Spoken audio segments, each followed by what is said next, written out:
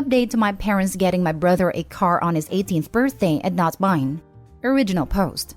Okay, I know the title sounds like I'm spoiled, but hear me out. My brother 20 got a car for his 18th birthday. Not a new car or anything. It was a 20-year-old Lexus that was in a pretty good shape. And he rubbed it in my face for the rest of the time he was in senior year of high school. Compared with my brother, I get just as good of grades as he does. Better in some cases even. I worked my hardest in the hope of fairness. I even did some volunteering cleaning up garbage in my local area. Then my 18th birthday came and went a few weeks ago. And the only thing I wanted, the only thing I was hoping for, was a car. I wasn't expecting something like a new car or a sporty car. Just something reliable like my brother got. My party wasn't even anything like my brother's 18th. For his 18th, my mom baked the cake herself. It was a delicious layered chocolate pudding cake, while I got a sheet cake from the supermarket. For his, they got a DJ. For mine, it was my dad's old boombox with a couple of mixed CDs. We went through the whole party and I figured my parents might have just been waiting to spring a surprise gift on me. But that didn't happen. I asked them as things were wrapping up why there was no car when my brother got one. And they said that they felt like he had worked harder for it. I asked what he did that I didn't do, because I did all of that and more. My grandma was nearby and heard everything. And then she asked them why as well. She ended up lecturing my parents that she was very, very, very disappointed in them for showing favoritism. Then she proceeded to announce to everyone still there that my parents thought it's fine to get their firstborn son a car and DJ, but not their second. And then she even pointed out how much harder my parents tried for my brother's 18th birthday than they had for mine. My uncle was the first to stand up and say something. Then everyone else who'd not left yet. I ended up just walking away and going to my room to sit and think. I got a few I'm sorry calls from my relatives and my grandparents convinced me to go out with them for the evening.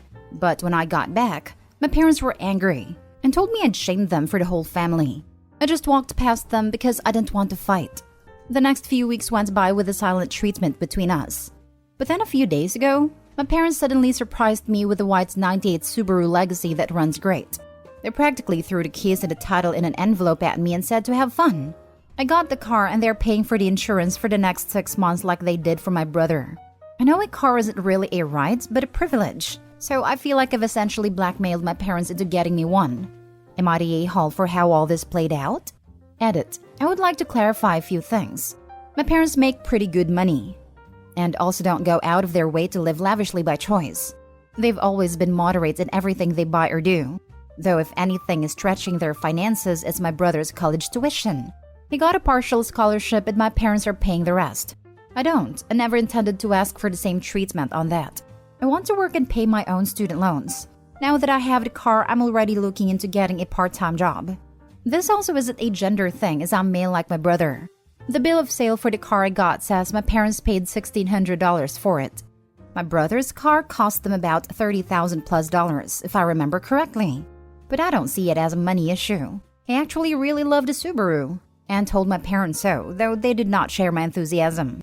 I also did try to talk about a car with my parents a few times last year, but they always dodged the conversations about the topic. I figured if I talked about it too much, it would ruin it, and so I stopped. I would have felt like a brat to keep talking about getting an imaginary car, so I learned to just stay silent and hope. I can't go stay with my grandparents because they live in a one-bedroom condo. There isn't enough room for other people. After all their kids grew up, my grandparents decided to downsize to make their eventual retirement easier. Also, my grandparents know all of the details already, and they tell me that I didn't do anything wrong. And we're already planning on confronting my parents quietly over the car issue, but they took the chance to take care of the matter when they heard me asking my parents about it. As for my brother's 18th birthday party, it was held in 2020 during basically the height of the pandemic. Honestly, we shouldn't have had a big party like that at a time, but my parents insisted. As for my brother himself, he barely speaks to me even before he left for college. He didn't show up for my 18th birthday party, and I figured that's just because he's busy with college, and he's not even in the same state as us anymore. Honestly, I haven't seen or heard from him since Christmas, but even then the most I got out of him was a mild greeting. I did thank my parents for the car. Enthusiastically thanked them even, but they've barely said a word to me after giving me the Subaru. And when I thanked my parents, they brushed me off and just went inside. It kind of gave off the vibe that they were letting a brat play with this new toy, which was pretty upsetting. and one of the reasons I made this post. There was one more thing I forgot to say. I was really hoping to get the car because I literally couldn't get a part-time job without one. We don't live in a city, and we're 10 miles from the nearest public bus stop. I've always had to get rides to go anywhere. Now that I have the Subaru, I intend to look for a part-time after-school job as soon as I can. Since it came up in so many messages, I want to clarify that when I went to talk to my parents after the party, it wasn't in front of the rest of the family. I intentionally spoke with them in another room and was supposed to be out of earshot of everyone else there. But my grandma eavesdropped and then barged in to start lecturing my parents about their actions. And that's what caused a crap storm to start. Now for the top comments before reading the update. You come across as a good kid. I'm gonna say not the whole 95%, a little bit a-holish 5%. Doing it in front of people wasn't great. I tried to keep my conversation about the car with my parents private. Had my grandma not been listening in, then that blowout with family wouldn't have happened there. When I was talking with my parents, we were in another room. Either way, it doesn't matter because the other people in my family noticed how little effort my parents put in compared to my brother's 18th, and were ready to ream them over it later. In the end, I probably would have gotten the car the same way, whether or not my grandma made a scene that day, because she was ready to call my parents out as unfair at any time. Not they whole. But just out of curiosity, did they always show him favoritism? It was pretty fair and even when we were little, but it just slowly started to happen over time. And I guess since my brother was the first to be of age, they just focused everything on him. Not they whole. The way they got called out by the whole family is hilarious. They're mad they got caught. Good on you, OP. You just know the parents were ready to revise history and downplay all of OP's accomplishments, but Grandma didn't let them. Go, Grandma. It's so satisfying to see how the rest of the family stepped in to set things straight. OP, your parents were showing obvious favoritism. This isn't Cinderella. They got named and shamed in front of the whole family as they deserve. Please, don't let this shake your confidence in yourself. You worked hard, and even if your parents refuse to see it, you will meet so many people in your life that will love, appreciate, and respect the effort you put in. Be kind to yourself, OP. You were not the a-hole. Now for the updates 6 months later. I've not logged onto this account in roughly 5 months, so now I can tell you all the rest of what happened before college starts. But before that, there are some things I want to get out of the way from previous commenters and messengers. I literally needed a car because there was no way for me to get a job without one. I had no personal transportation and live over 10 miles from the nearest bus stop. So for those who kept telling me to give the car back because they think I was either too spoiled and to accept life is unfair, or that I shouldn't take handouts, or I shouldn't accept gifts from crappy parents, etc., please just stop. My inbox was so crammed full when I logged back on that it took some time to go through it all. It doesn't really matter anyway though. I did get a part-time job that later went full-time for the summer after I graduated. But 3 weeks into working part-time, the Subaru blew the head gasket while on the highway at like 45 miles an hour. The temp gauge redlined, and I had to pull over and call for help. My grandparents took a look at the car and found that someone had ran a lot of gasket sealer in it, and it was still in the coolant. The car was basically band-aided back together before my parents bought it, and was then barely hanging on by a thread. It drove great, and I was never pushing the car hard as I'm kinda a slow driver. My parents claimed no prior knowledge of the problem, but their only real reaction was to shrug and say it was karma for making them get me the car in the first place. Well, that was a mistake because my grandparents were right there to witness that. They turned to my parents like none other. My grandma told me to go wait in my room and let them sort this out. It was 2 hours before I was called back into the living room. My parents were on the couch and both looked like they'd both been metaphorically hit by a truck. My uncle and 2 other relatives were there now too. My grandparents had gotten it out of them that when they bought the car, they just looked for the cheapest thing they could find close in the area that still ran, and bought it no questions asked. They didn't even bother to inspect the car, let alone properly read the ad for it. My uncle, who knows a thing or two about cars, told me that the engine would basically need to be rebuilt because the head gasket warped at the block, and it would cost more than the car worth to fix it. I had to call into work and tell them I was unable to make it in because my car was dead. They understood and basically put me on a sort of unpaid leave for the moment. Now, I want to point out that what happens next I had no involvement with. My grandparents just told me to chill for a while and let them and my parents take care of this. And they did. A few days later, they came back with a 1999 Honda Civic hatchback with 180,000 miles on it. It was white like my Subaru was, and drives great. It's not all-wheel drive like the Subaru was, but it's great on the road and gets better gas mileage. There was also a list of all recent repairs done to the car, things like a new radiator and stuff. My uncle also went over the car before giving it the okay. I thanked everyone profusely. My parents, though, had all the elation of Benstein and Valium. They said very little and just walked away. There wasn't even that vibe they had last time of acting like they were giving a new toy to a brat. If I could put it to words, the way they acted was just pure defeat. The Subaru got resold later for $400 since that was the best we could get for it with a blown head gasket, and that money was put into my savings. That's only half of what happened though. You see, when I said I did better in school than my brother, I wasn't kidding. My brother got a 30% scholarship after he finished high school, while I got a 50% one. Not at the same college, of course, but at one comparably good that was also closer. To say my parents were shocked is an understatement. Of course, they just both looked unhappy as soon as the shock wore off.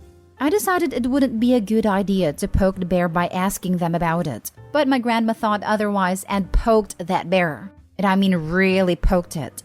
First, she asked if my parents were happy for me, and they claimed they were, but really didn't show in their attitudes. So my grandparents finally asked what their problem was. Why do they dislike me?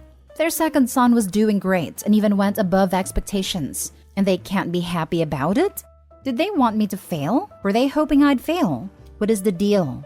My mother looked really upset and my father couldn't look me in the eyes. They both meekly said they were happy for me and managed to say they want me to take the world by storm when I go to college.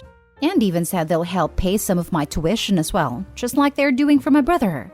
My grandparents both sharply said that they better keep their word, because there should never have been any favoritism, period. I thanked my parents for their help. Got a light if not limp handshake from my father and a very stiff hug from my mother. It all felt so forced. I was and still am extremely thankful for the car and the tuition, but my parents just drained the room of all emotion.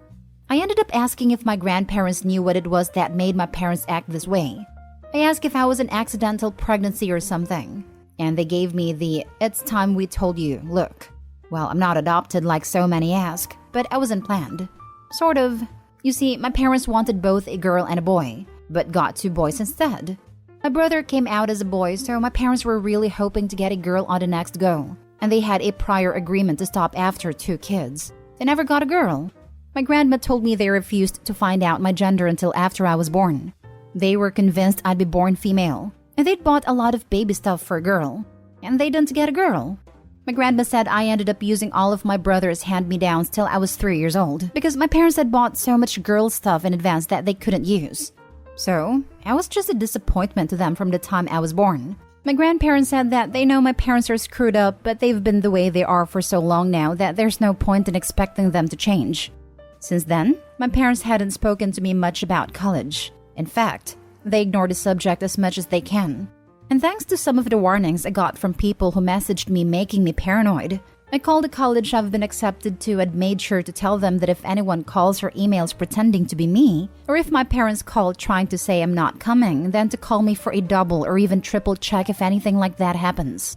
I mean, I kind of doubt my parents would do that sort of thing, especially after everything that's happened. But I felt like playing it safe was the better option. Though there was something that I really didn't expect to happen, and that was my brother calling me. He called me out of the blue to talk. He said our grandparents called him and told him everything. He told me he was sorry for what happened in his own way, and he hopes that once I'm on my own, I won't need to ever come back. He actually admitted to me that when he finishes college, he is going to stay in the state he's in because he likes it there. Our parents, I do know, actually really want him to come back when he gets his degree, but it looks like that's not happening. I said I don't blame him and I may do the same.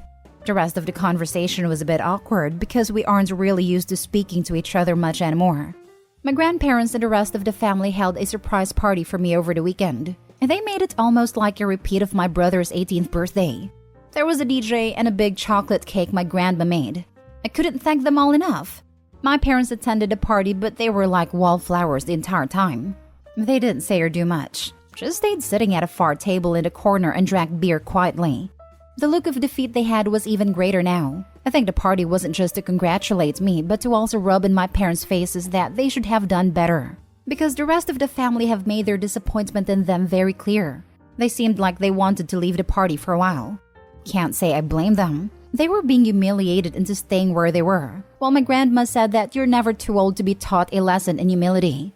As for my personal life, my part-time job went to full-time after high school, and I've been working hard to build my savings before I leave for college.